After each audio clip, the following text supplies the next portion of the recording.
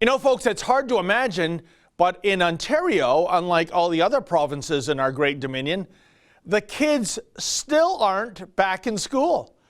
I guess the educrats are really buying into that lyric from Pink Floyd's The Wall, you know, hey, teacher, leave them kids alone. Oh, they're being left alone, all right, and sometimes they're being left home alone. It's that rascally Wuhan virus, you see. It's very, very deadly, especially if one is very young and very healthy. Well, no, that's not true, of course. We now know from bitter experience that the precise opposite is true. If you are elderly and or sick, and if you're living in a long-term care facility, that is potentially very bad news on the virus front, which is sad. Even if one is very old or very sick, their lives have meaning too, of course. So maybe if we could reverse the time-space continuum, maybe what we should have done is focus our efforts on long-term care facilities and halt international flights from virus hotspots, as opposed to shutting down the entire economy. That's what Taiwan did. Maybe we could have saved lives that way instead of ruining lives. The thing is, children are practically invulnerable to the Wuhan virus.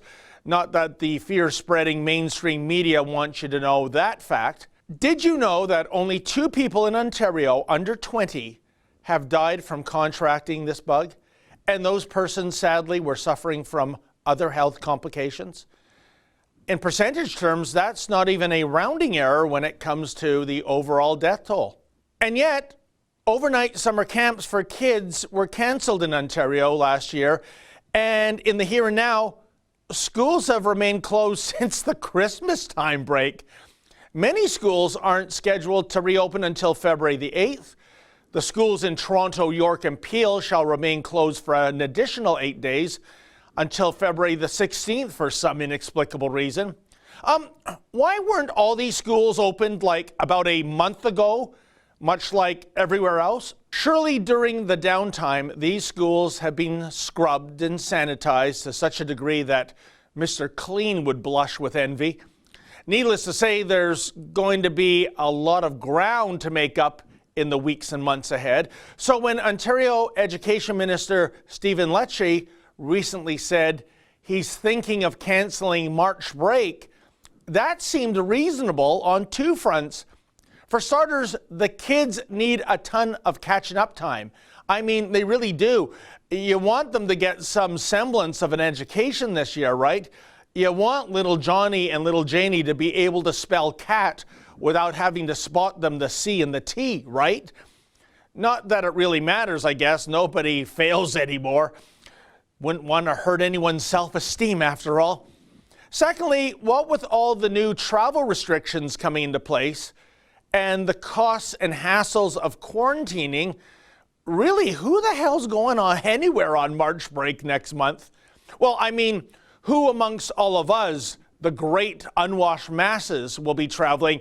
Oh, I'm sure the likes of Sneaky Rod Phillips and members of Clan Tory will be jetting off to their private little Margaritavilles because, you know, the rules don't apply to them. They're special. They're important.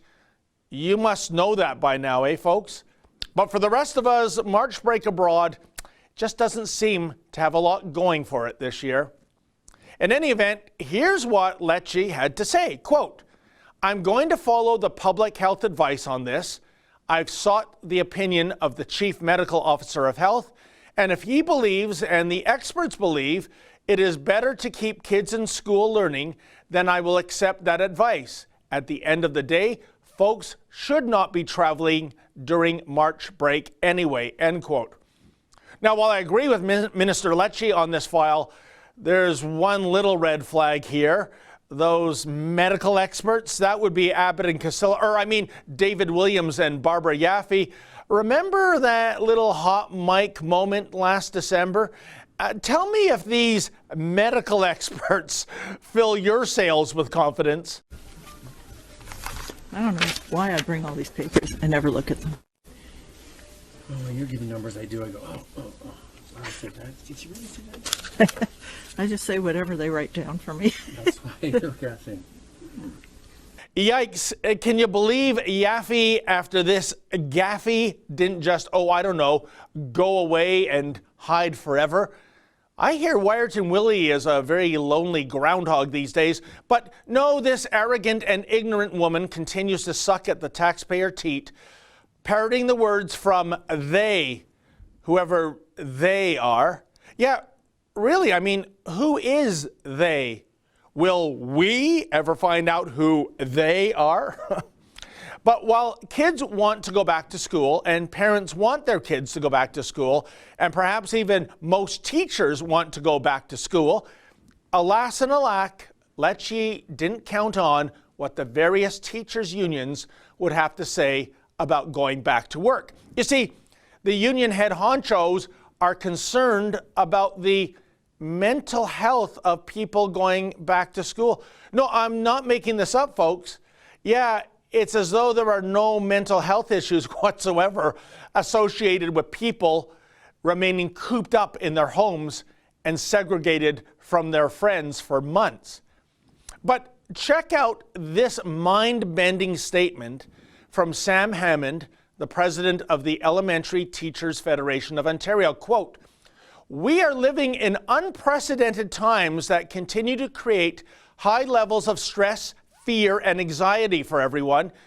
We have heard repeatedly that students, families, and educators need a break right now," end quote. What? Did he actually say that the various vested interests involved in the education biz need a break right now? A break from what?